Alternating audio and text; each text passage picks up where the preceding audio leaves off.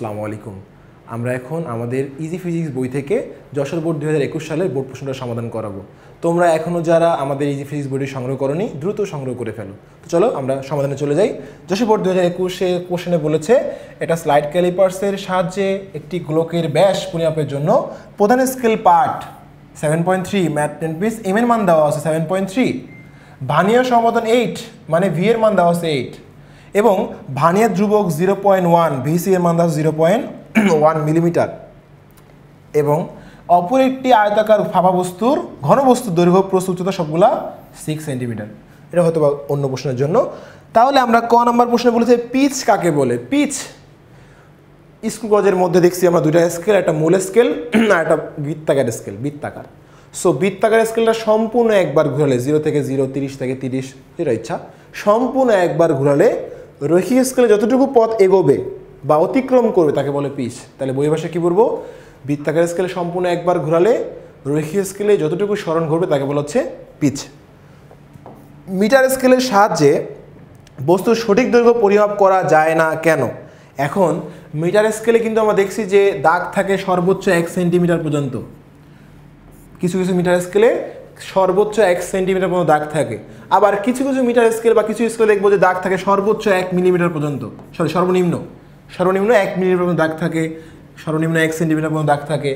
এখন বস্তুর দৈর্ঘ্য পরিমাপ করতে গেলে তো মিলিমিটারের থেকেও কম মান থাকে, মানে মিলিমিটারকেও ভগ্নাংশ থাকে 0.01 মিলিমিটার, 0.1 মিলিমিটার, 0.2 মিলিমিটার। একটা বস্তু দৈর্ঘ্য মনে করো 5.3 মিলিমিটার হয়েছে, তাহলে তুমি যখন সেন্টিমিটার দিয়ে মাপবা 5.3 পর 3টা করে পাবো, বা মিলিমিটার দিয়ে মাপলা বাকিটা তো পাচ্ছ না। এই জন্য আমরা যখন ভার্নিয়ার স্কেল দেখবা যে সর্বনিম্ন মাপ নির্ণয় করা 0.1 মিলিমিটার পর্যন্ত। তো দেখো তাই হচ্ছে আমরা যত স্কেলের মান যত ক্ষুদ্রতম নিম্ন হবে, যত ভগ্নাংশ হবে ছোট ছোট ছোট থাকবে, অত বেশি সূক্ষ্ম হবে। তাই আমরা বলতে পারি একটা মিটার স্কেল দিয়ে সঠিক দৈর্ঘ্য মাপা সম্ভব না, কারণ সেখানে দাগ 1 সেন্টিমিটার বা 1 মিলিমিটার পর্যন্ত সর্বনিম্ন থাকে, কিন্তু এরও তো ভগ্নাংশ হতে পারে, এর থেকে ছোট মান থাকতে পারে। এরপর যাই গতে যাই। চলো গতে বলেছে যে গোলকের ব্যাস নির্ণয় করো। কোন গোলক বলো দেখি? একটা গোলকের ব্যাস পরিমাপ করার জন্য প্রধান স্কেল পার্ট পাওয়া গেছে এম এবং ভার্নিয়ার সমাধান ভি এবং ভিসি পাওয়া গেছে। চলো আমাকে লিখে নিই। তাহলে এম এর মান আমরা আগে লিখে নিই, এগুলা যে দেওয়া আছে গ নাম্বার করতেছি আমরা। সো দেওয়া আছে এম এর মান কত দেওয়া আছে বলো তো? এম এর মানটা দেওয়া ছিল 7.3 সেন্টিমিটার, 7.3 সেন্টিমিটার।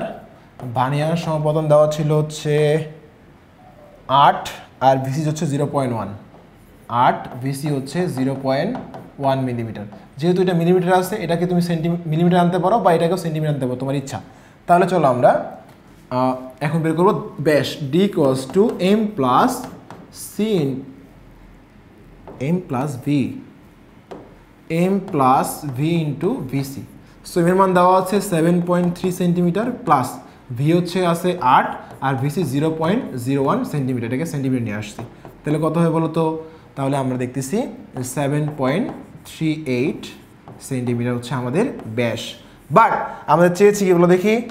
চেয়েছে হচ্ছে যে গোলকের ব্যাসই চেয়েছে, তাহলে হচ্ছে আমাদের আনসার কিন্তু এখানে আনসার, এটা হচ্ছে আমাদের আনসার।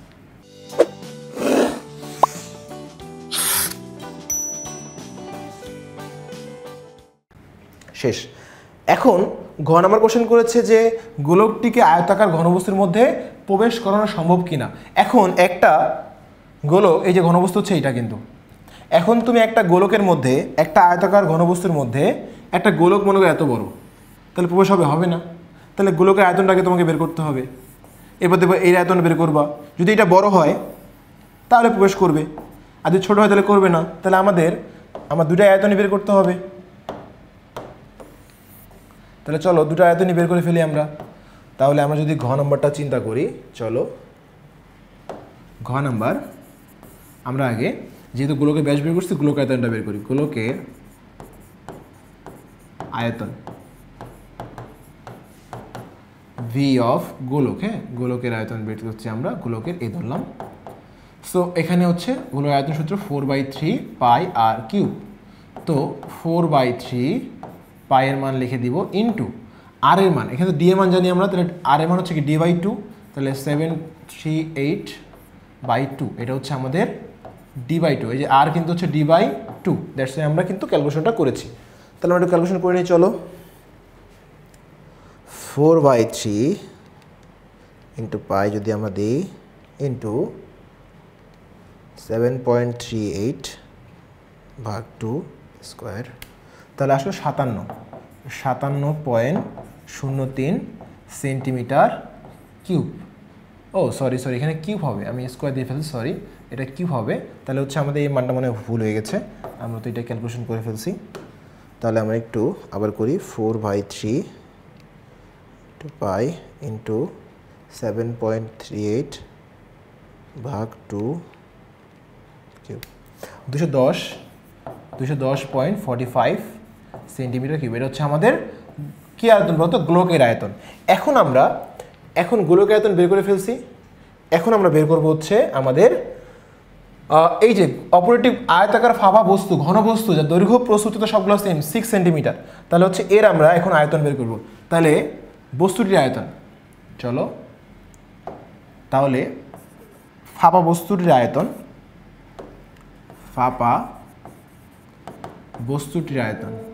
বস্তুটির আয়তন, তাহলে ভি অফ বি ধরলাম এটা আমরা, যেহেতু 6 সেন্টিমিটার, তাহলে ঘনবস্তু, তাহলে আয়তন, দৈর্ঘ্য, প্রস্তুততা সবগুলো কি সেম হবে?